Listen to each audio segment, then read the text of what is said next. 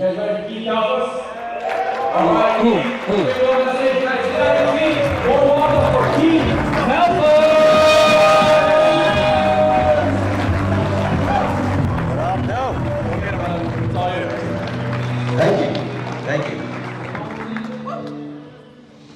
I want to talk about how action cures fear. That's what Brian wanted me to talk about, and I'm talking about it because it's true. But I would get upset and frustrated when people would tell me to take action, because taking action can end you up working 100 hours a week in burnout and exhaustion, amen? Yeah. But action does cure fear, and I've learned some amazing things in 2020 and 2021. These last 2 years have been crazy. But I want to go back to the one-bedroom apartment. I always go back to the one-bedroom apartment. I had gotten this tiny little landscaping business off the ground. I was sick and tired of working these dead-end landscaping jobs for other people, making other people money. I didn't know my worth. I didn't know my what? Worth. And I didn't believe in myself. And when you don't believe in yourself, it doesn't matter how hard you work or how hard you try or how many gurus you listen to. It doesn't matter, because when you don't know your worth, you're taking action based off of fear. And there's two different types of motivation.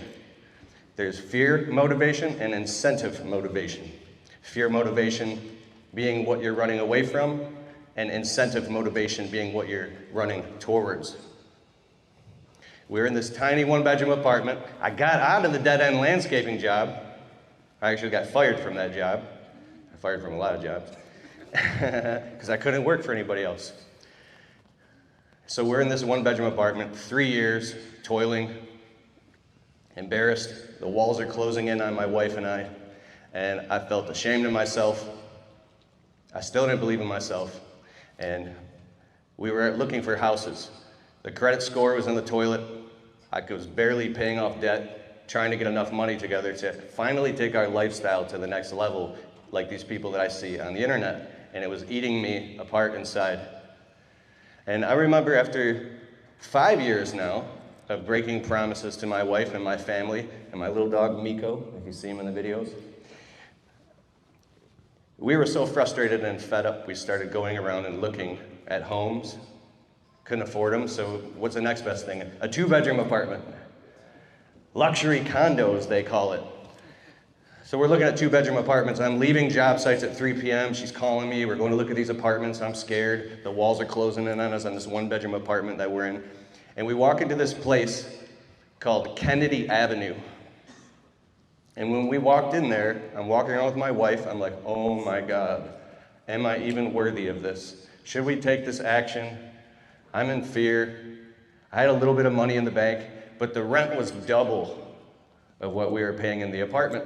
And I grew up listening to people like Dave Ramsey and listening to all these guys, even Robert Kiyosaki saying, don't count your chickens before they hatch. Don't spend what you can't afford. Make sure you have money for a rainy day. And so the math always told me, based off of my current belief system, that it was impossible to move into this new place.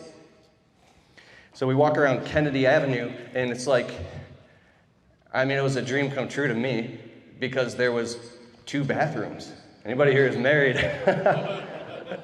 And I remember in Freeway Drive, that tiny bedroom, 1-bedroom apartment off the freeway where we lived, you could hear all the traffic every night, all day long. It got to the point where I was like, this traffic, it was literally off a freeway. That's why the rent was so cheap. I had a buddy who lived there too. He was one of my best friends. And one day he said to me, he's like, I think the traffic is soothing. I was like, but that changed my belief system, and then I didn't mind the traffic anymore. But I would get home from work at 6, 7, 8, even 9 p.m., and I have to use the bathroom real bad, and my wife's always in the shower as soon as I get home from work, and I'm like, it's a little personal, but I'm like sitting on the toilet next to my wife in the shower, and I'm like, we gotta get the hell out of this 1-bedroom apartment. You know what I'm talking about. And I talked to Brian about this before. Brian lived in a one-bedroom apartment, and he said that it was just like, you get to the point where you've outgrown it, you're busting at the seams, and you're afraid, and you know it's time to take a leap. So we leave Kennedy Avenue. It feels right. logically, everything makes sense, except for I'm in fear and I'm terrified to take what? Action. I'm terrified to take action. So we pull back into freeway drive, and now I'm just like sinking in the seat. I'm supposed to be the man of the family, and I'm next to her, and we see this, what used to be like our apartment is now, compared to Kennedy Avenue, it looks like this like crummy apartment complex with the paint peeling off, the landscaping's all overgrown. I even used to go out there myself and trim it because they just didn't care, right? And the neighbors are like, thank you. And I sank in the seat, and I'm like, just stop.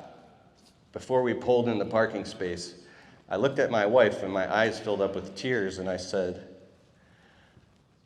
I'm really sorry to tell you this again, but I did all the math, and we cannot afford to move, and we have to stay in freeway drive another year. And this was like a very low moment for me because I knew that I just felt like I felt worthless. I'm like, how can I not figure this out? I keep pulling the work harder lever.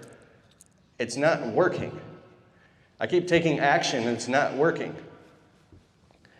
And this crazy thing happened at my lowest point. My wife looked at me, and she grabbed my hand, and she squeezed it. And she goes, let's do this. We can do this. We can do this together. Come on, let's do it. Let's do it. Let's do it. Let's do it. Let's do it. We got this. We can do this. And I'm like, I'm looking at her. I'm like, she had so much belief. She says, if we fail, let's give it all we have. And if we fail, we'll fail together. And that moment, I knew that she was 100% on my side. And all of a sudden, I was like, all right, let's do it. It was done. Like, it was done. And all of a sudden, the fear, in that very moment, the fear was gone. It just drained out of me, and I was filled with, like, complete elatement and excitement and belief. I borrowed her belief. I literally, it was like, they were about to close the condo association, and I didn't want anybody else to get the apartment. I called them up, and I was like, hey, this is Keith Kalfas. We were just there about an hour ago. I want the place. We'll have the $2,800 deposit. We're moving in. So as soon as I got off the phone, my wife and I looked at each other. We were like, U-Haul truck. We're moving. We're moving. When you move, it's the most amazing feeling in the world when you move. Dude, it was Saturday morning. The next morning, I went to the U-Haul place. I was like, give me the biggest U-Haul you got. I don't even care. She's like, well, can't you have your employees use your landscape trailers? And I'm like, no, it's filled with equipment. Like, we're thinking so small. Dude, I pulled up with this huge U-Haul truck, and I didn't even care. I pull up to the one-bedroom apartment complex, and there's like a lawn. I didn't even care. I just literally backed it up right onto the lawn. I was like, and I stopped right at the door, and the neighbors are looking out the window like, somebody's moving. And so I called up my employees and paid them extra money, paid them some cash, and literally we moved the hell out of that one-bedroom apartment in it was crazy. It was like 4 or 5 hours, and you'd be surprised how much stuff you actually do have when you move. And it was crazy. My wife was like a quarterback or something. Like, we were handing her stuff, and she's putting away cups and just everything. She's super organized. It's actually kind of insane. But we moved into Kennedy and then woke up the next morning in this whole new luxury condo. And like, I looked out and opened the door. We had a porch now. Birds are chirping. There's nice grass. And this crazy thing happened. I still had a little bit of fear because the rent was double, but this enthusiasm that now I have upgraded my identity, upgraded my lifestyle. I'm in a new place. I took a leap of faith, and we're here now in this whole new place. And after being there for a couple weeks, I'm like, yeah, this is my place. I like this. It made me believe in myself, but my back was against the wall too because I had double the rent to pay. Something took change inside of me. This angry, vindictive spirit that I had started to transform from being upset with my clients. How can they live in these big houses and take advantage of me and all this victim mindset crap, and I'm living in this one-bedroom apartment. It went to like, I'm important too. I take pride in myself, in my business. I have a nice place to live. I'm successful too. And I really meant that. And in my guts, my courage, it just came to fruition. The definition of courage is your belief in your own ability to figure things out. I started going to the clients and raising all the prices, 15%, 20% increase, 30% increase. Started getting serious about the business in an entirely different way. Because I was before as a workaholic, but now that your back's against the wall, you're getting serious. You're literally like getting coaching, you're creating structures and plans and budgets and figuring this thing out, because now you don't have a choice. And the craziest thing is, by the second year we lived in that apartment, like I had never saved more than like $10,000 or $12,000, and I was like, I thought I was gonna end up broke, but that courage of upgrading my lifestyle allowed me to save like $32,000 or $34,000, and finally I was set for the winter, and I knew everything was gonna be okay. And this funny thing, back to the Dave Ramsey thing and all that, there's another side of this when you take a leap. It's like, when you have the faith and you take the action and you overcome the fear and you get that brand new truck that you want so bad that you feel like you don't deserve, or you get a shop or an office space, something about this makes you go, wow, like you actually, this is real now. I take this serious. And that very act of increasing your capacity in your environment allows you to be more confident to go make money. So I'm like, kind of like, that's the next step, the leap of faith. All right, so years go by.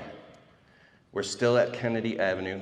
We're saving up, paying off debt, and moving into our home, which we're in now. And we're in this nice neighborhood. We have like hundreds of clients by then. And we're driving through this beautiful neighborhood that I used to work in when I worked for that landscaping company. I worked for a bunch of companies, but the big company that I worked at, where there was like a few hundred guys, there's these neighborhoods, and if you've been in business long enough and you've worked for other companies, you drive past and you look and you go, oh my God, like, I remember I used to work there. I've cut that lawn before, and that one, and that one. It's like this whole thing. And we're driving through the neighborhood, and all of a sudden I see the trucks and the trailers of the company that I used to work at. And I'm like, hey, oh my God, they still cut that same property. It's like all these rich clients.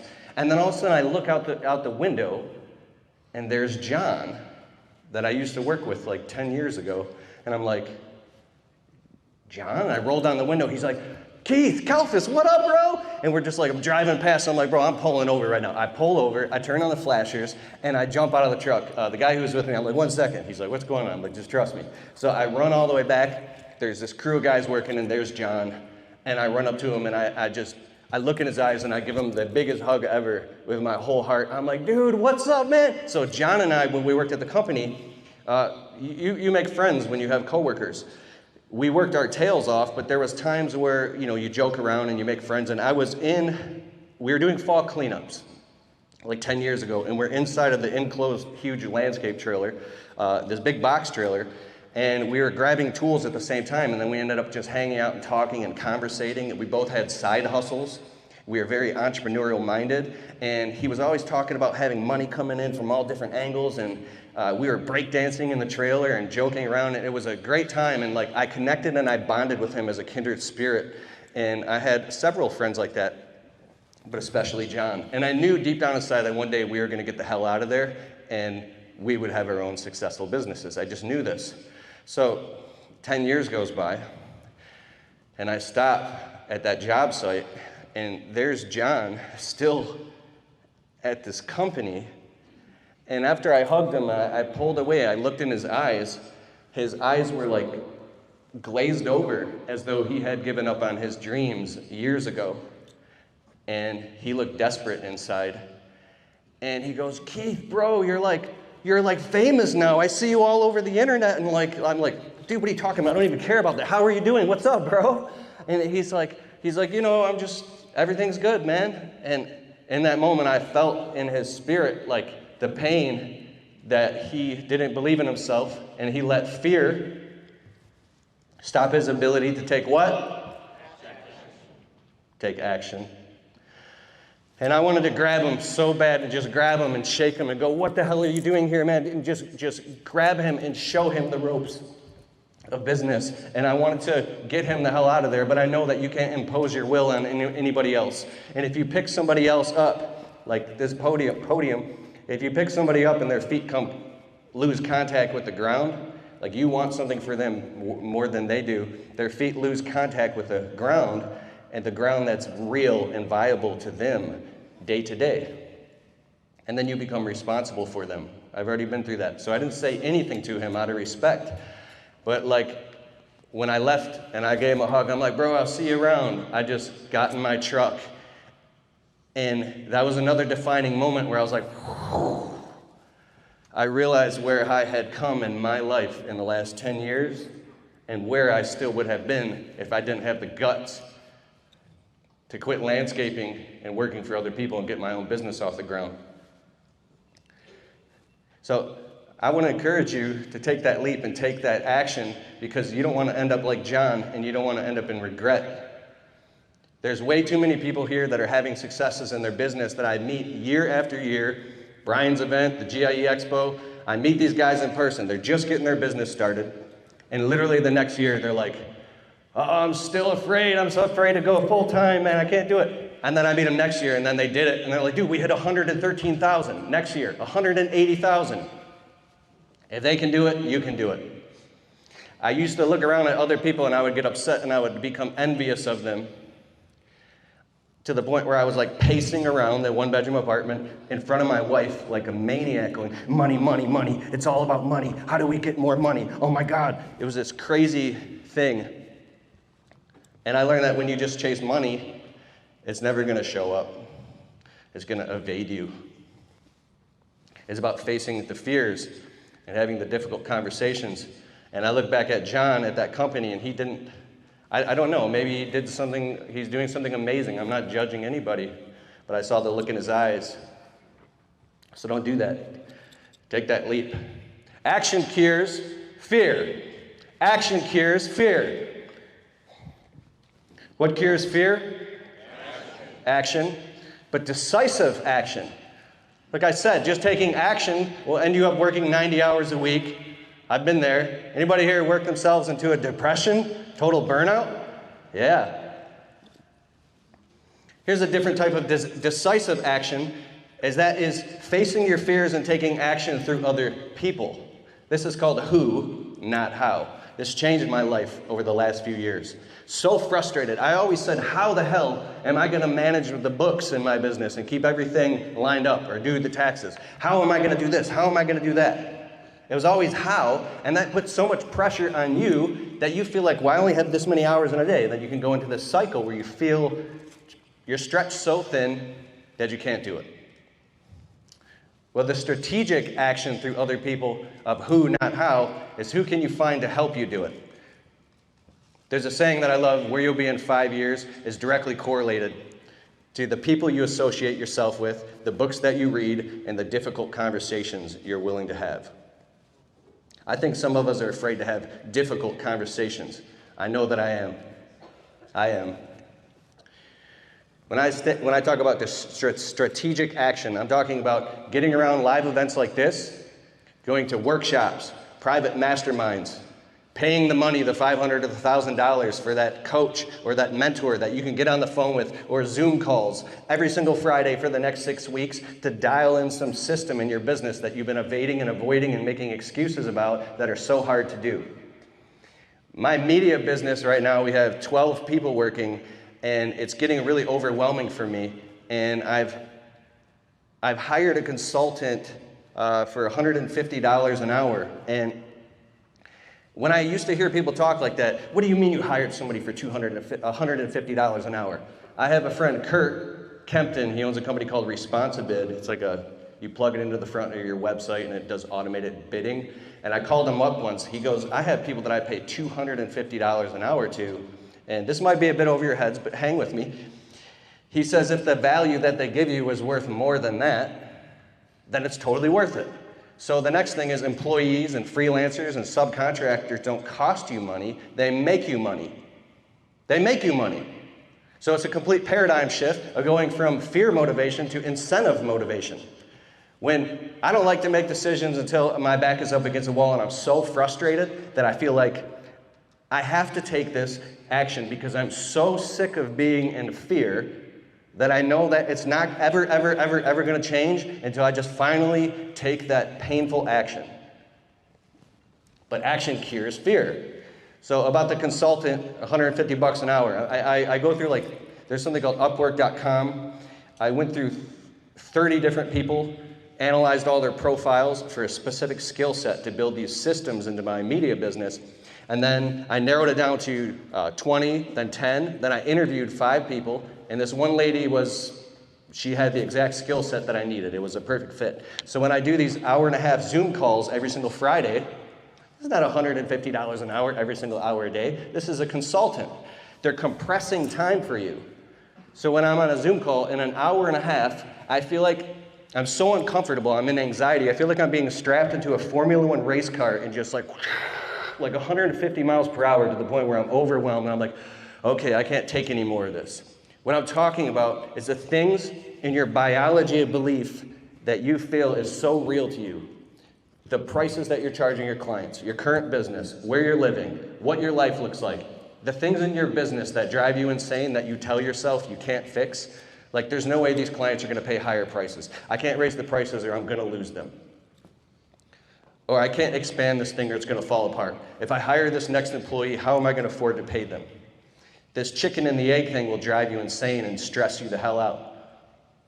But what I'm saying is if you invest the money and find coaches and people that have actually already done it, I'm not talking about thousands of dollars, I'm talking about maybe $500. Put your money where your mouth is and say, hey man, I need help with this thing in my business, dialing in the sales, dialing in this system. Then that person will coach you one-on-one or a group like this. And that is an example of a strategic action to get you to the next step. So, this is my guy, Aaron here. Don't mind him. I would look at these guys like Corey Ballard and Greg Whitstock, and I would get upset. I'd be like, how are these guys running these multi-million-dollar businesses? How are they doing this? And I'm always looking at how, and I'm not looking at why. And I think that there's something deep down inside that drives them. And you know what I want to do right now? I have a quick question for you. I'm going to change lanes a bit.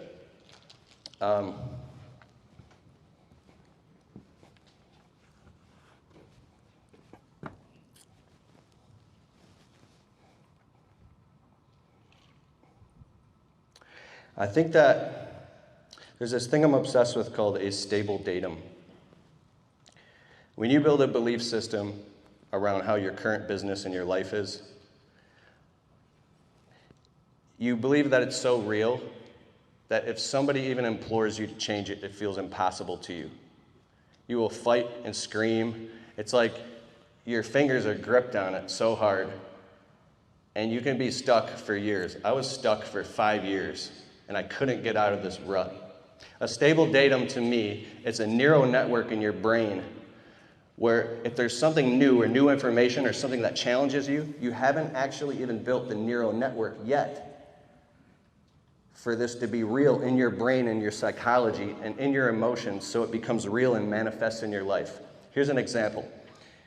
In hurricanes, I've heard that palm trees can sometimes be the only thing left standing because the wind will blow so hard that they can literally bend all the way down and almost touch the ground. And then at the end of the hurricane, when everything else is gone, sometimes the only thing left standing is the palm trees because they're so flexible. Well, if you, in your life, go through a hurricane in your life and you're holding on to something, you know what it is for you. You hold on to this palm tree so hard and you build this whole reality and belief system around it. It doesn't mean that your beliefs are 100% true about whatever you believe about your life and your business or what's struggling, how you're struggling, how you're afraid to take action and get to the next step. That belief system that you've created for your survival is so real to you that you're just clinging to it. So now all of a sudden the hurricane is gone. It's a bright, sunny, shiny day. The birds are chirping and people are walking around and you're still over here like clinging to this palm tree and you're terrified and someone's like, hey man, let that thing go. It's fine. You can raise your prices, you can grow your business, you can do whatever you want to do, you can upgrade your life. And you're like, what are you talking about, man? This belief system is rooted in your survival. I'm literally obsessed with this stuff. Paul Jameson makes fun of me because I like go overboard with this stuff, but this is where it's at. This is where the changes take place. So you're afraid to let go, but if it's like, you ever see in the cartoons when the guy's hanging off like the ledge and they peel his fingers and he's like, 1 little piggy, 2 little piggy. And you're like, no. But if you just let go, everything's fine. You can build a new belief system. So I want you to become self-aware of your life and start questioning your thoughts and your beliefs. If you have a belief that says, I can't do this because, stop and say, why am I thinking that? Did somebody put that thought in my brain? Is this a story that I'm telling myself that's making me not take action? Is it just a story? Can I find somebody else who's actually done the thing? You will have massive breakthroughs when you get outside of that and start analyzing your own thoughts. Let's try into it. Okay. There was one other extremely important point I just wanted to bring up. I was at dinner with Corey Ballard last night. We went to Buffalo Wild Wings, and Corey was all fired up, talking about his business and how excited he is, and it was really awesome. The second we got together, we were just talking nonstop. And Corey said something amazing to me. He was talking about how, I just think it's super impressive. The guy's built 2 multi-million-dollar businesses. He has all this stuff going on. And when you get one-on-one time with a guy like Corey, you just want to grab him and say, how did you do this? How are you doing this? Tell me. And when I ask Corey, he's like, it's just built into his DNA. It's who he is. He wants his company to be the best. He wants Ballard products to be the best. He's obsessed with this. He's a workaholic, and he loves what he does, and he's passionate about it. But then I start drilling deeper and asking him, but what was the moment you made the decision to do this? And then the more I drill deep, the real question is, how the hell do you believe in yourself so much? Because that's the real question. How do you believe in yourself so much? The most successful people I know, they have this belief in themselves that's so strong that they're willing to face their fears and take action. What's it for you? For me, it's my own mortality. It's knowing that I'm going to die one day without leaving a legacy. It's picturing my tombstone and my gravesite. You're going to die. It's looking at the people that I love that didn't make anything out of their lives and sit around and complain and make excuses all the time. It all goes back to belief, and it all goes back to facing fears and taking actions. So what are you going to do when you leave here? You're going to take what? Action. You're going to face your what? Fear. Fear cures, action cures fear. And fear is cured by what? By what? Action. By what? Action. By action. Thank you. Where's my guy Aaron real quick? He, I forgot to remind him. Sometimes when I'm done with the video, I'll just be like, all right, peace. So, all right, guys, thank you so much. I really appreciate it. I care about all you so much. I feel like I'm with my people right now. I love coming to these events, and I am with my people. You guys are incredible, and there's so many familiar faces. If this is your first time here, keep coming back and come back year after year, because this is the place where your business grows. This is the place where your fear is faced, and this is where you take action.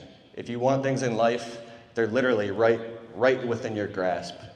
Go find someone else who's done it and grab them and make friends with them and be like, hey, what can we do to get on a Zoom call or hang out or get a coffee? What is the specific thing that you've done that I need to do in my business? You know what it is for you, what you're struggling with, and dial in and get that specific thing done.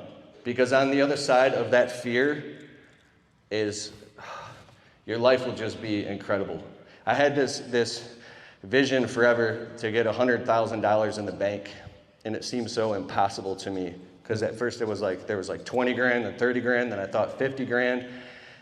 And last year, I don't know, I hit $100,000 in the bank, and I couldn't even believe it. I woke up on a Saturday morning, and I just would look at my bank account like, 5 times a day, and I'm doing all the math, and then I'm like dumping out change, and I'm like, how much? And I hit like $100,001.79. And I was like, oh. But for me, that was a number that made me feel like I could finally relax a little bit and believe in myself. And for you, it might be $250,000, it might be 50,000. But I think that you should like find that number or create these objectives in your life so you can finally freaking relax and go about your destiny. Because like I said, there's fear motivation and incentive motivation. If you keep running from what you're afraid of, you will end up in a messed up place one day. You might have a whole bunch of money, but you're just running from fear. You have to run towards what you want. Define your goals. Define what you want out of life. Clarify it and crystallize it. And what are you passionate about? And go after that. Design your life the way you want it, not what else somebody told you that you should do. So that's all I have. I want to say thank you so much.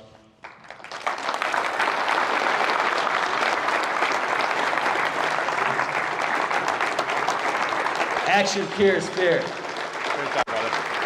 Great job. Awesome. Give us another round of applause. Keep it going.